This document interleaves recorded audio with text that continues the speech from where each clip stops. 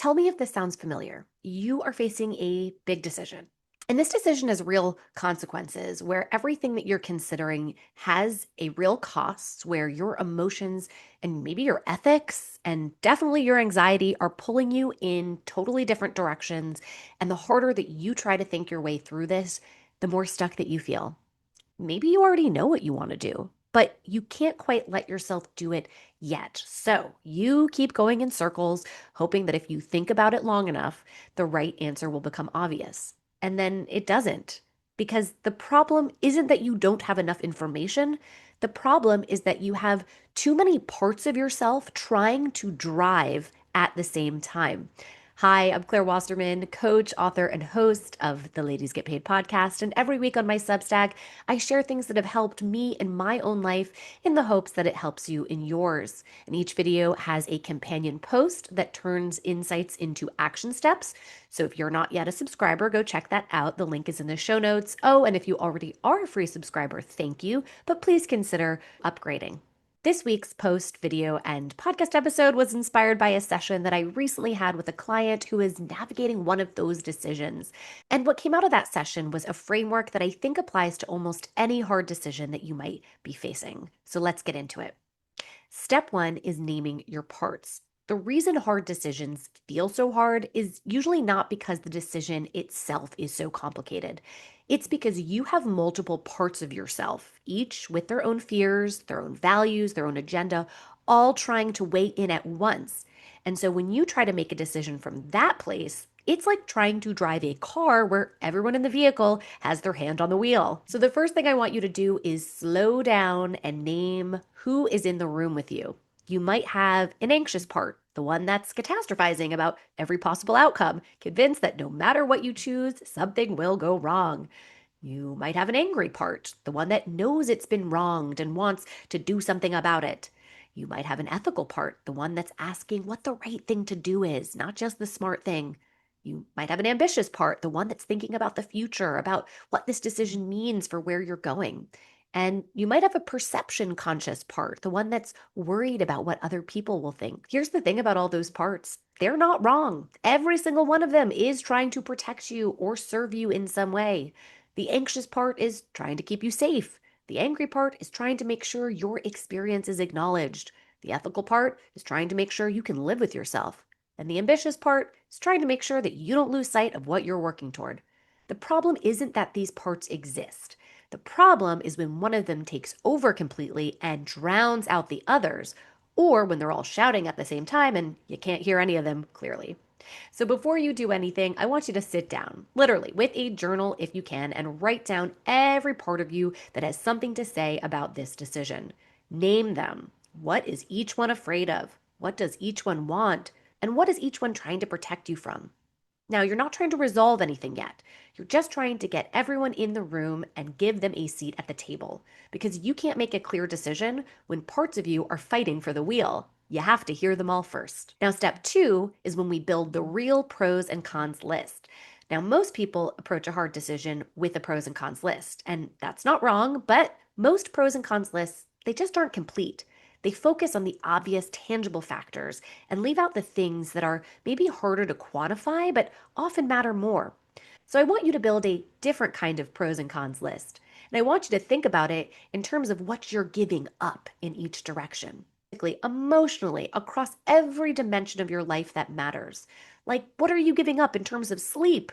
Because if one option is costing you your ability to rest, well, that's a real cost that needs to go on the list. What are you giving up in terms of your ethics, your ability to act in alignment with your values? What are you giving up in terms of your energy and attention? Is there something else that matters to you that this decision is taking you away from? What are you giving up in terms of your identity? Who do you have to be in order to make this option work? And is that a version of yourself that you're willing to inhabit? And here's one thing that people often miss. What are you going to have to give up in terms of time? So, not just time in the abstract, but specific time that could be going towards something you actually care about. And one more thing to add to the list. What is the emotional effort required? Not just to execute the decision, but to manage yourself through it. because some decisions require a level of emotional labor, managing your anxiety, managing your anger, managing your grief, and that itself is a significant cost.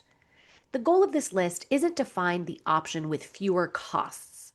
Every option is going to have costs. So the goal here is to see the costs clearly, to know exactly what you're signing up for with each path, so that when you make the decision, you're making it with your eyes open. Step number 3, argue both sides like a lawyer. Okay, you have your list. Now, here's where most people stop. They look at the list, then try to weigh it rationally, and they just end up back where they started, feeling stuck. So I want you to try something different. I want you to become a lawyer. Not a detached analytical lawyer, but a really passionate one, the kind who believes completely in their client's case and will go to the mat for them. Now, here's how it works. Take one option, let's call it option A, and I want you to argue for it as if your life depends on it. Not a half hearted, well, I guess there are some reasons to do this. No, full conviction, full passion. Every reason that this is the right choice, every piece of evidence that supports it, every argument in its favor. Write it out or say it out loud, even better, and whatever works for you, but do go all in and don't hold back. Then do the same for option B. Same energy, same conviction, same commitment. You are now the lawyer for the other side. Go to bat for it with everything that you have. Now, of course, if there are more options, option C, option D, go ahead and continue this exercise. You are the lawyer fighting for each option. What this does is something really important. It forces you to fully inhabit each option rather than just observing them from a distance. When you argue for something passionately, you start to feel things. Resistance, alignment, discomfort, excitement that you don't feel when you're just making a list. And those feelings are information. It also exhausts the analytical mind, but in a productive way. By the time you've made the best possible case for all sides, you've given your thinking brain its full moment. You've let it do what it does best, and now you can ask something different of yourself, which is step 4, to mediate as the judge. So the lawyers have made their cases. Now it's time for you to become the judge. So put those lists away, close your laptop if you have one open, just find a quiet place and really let yourself settle. If you have a meditation practice, this would be a good time to use it. And if you don't, just sit quietly and focus on your breath for a few minutes until the noise in your head starts to quiet down. And then, without forcing yourself, bring all options gently into your awareness one at a time. Now, we're not analyzing them here. We're not weighing them against each other. We're just being with each one. And notice. Notice here, what does your body do? Is there a leaning, like a pull in one direction, even a subtle one? A sense of expansion when you think about one path, like a feeling of openness, of rightness, of relief? Or is there a contraction, like a tightening, a heaviness, a sense of dread? If thoughts come up, and they will, I just want you to write them down. Don't engage with them. Don't follow them down the rabbit hole. Just note them and come back into your body. Because here's the thing about thoughts. You can always rationalize them away. Your mind is extraordinarily good at building a case for almost anything, but your body is harder to manipulate. Your body has a wisdom that, if you learn to listen to it, will protect you from regret in a way that your analytical mind simply cannot. So stay with the physical sensation. Let your body tell you what it knows. Now, this isn't about ignoring your thoughts. You wrote them down, they matter, you'll come back to them later. It's just about making sure your body gets an equal vote. Because in my experience, when the mind and the body are in conflict, it's usually the body that's right. Now we're at step number 5, which is asking the right question. Most people, when facing a hard decision, are searching for what is the right answer here. And I want you to actually ask a different question. Can I live with how I operated regardless of the outcome? This is a subtle but important shift, because the truth is you often can't know what the right answer is until after you've made the decision, right? You don't have a crystal ball. You can't know exactly how things will unfold. What you can control is how you show up in the process of making this decision, whether you made it thoughtfully, whether you honored all parts of yourself, whether you acted in alignment with your values. When you look back at this decision, whatever you decided, I would like you to be able to say, I made the best decision I could with the information, experiences, resources, and wisdom I had at that time. And if you do that, you will be at peace. It won't be certainty that you made the right choice. It's not going to be a guarantee that everything will work out, but you will have the knowledge that you showed up for yourself fully in this moment. So as you're sitting with your decision, ask yourself, whatever I choose, will I be able to say that I made this decision intentionally, thoughtfully, and in alignment with who I am? Now, if the answer is yes, you're on the right track.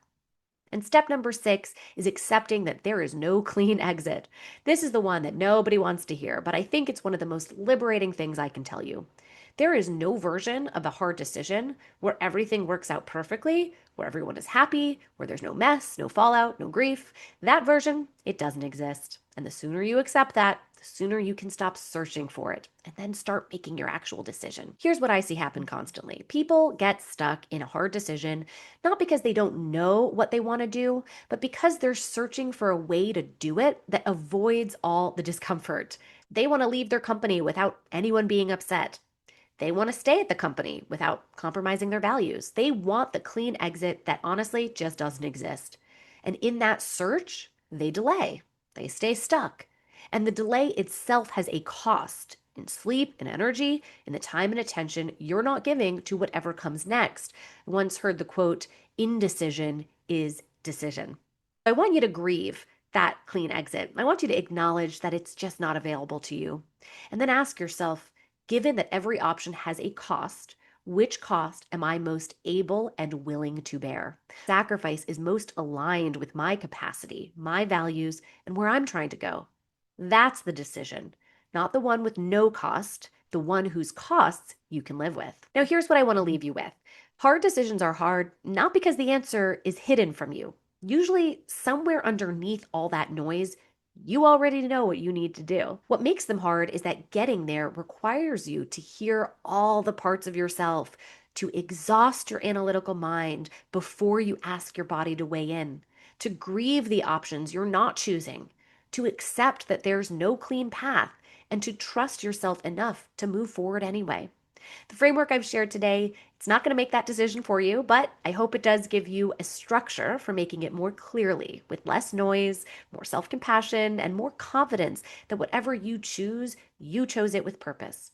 And here's the thing I really want you to hold on to: you can always rationalize a thought, but your body has wisdom that will protect you from regret in a way your mind simply cannot. Practice listening to it in small moments so that when the big decisions come, you know how to hear it. Now, if you're in the middle of a hard decision right now and you want support working through it, this is exactly the kind of work I do with clients. So reach out. And if you need immediate support, like right now, go ahead and check out that companion post on Substack that turns all the insights into action steps. Now, go get paid.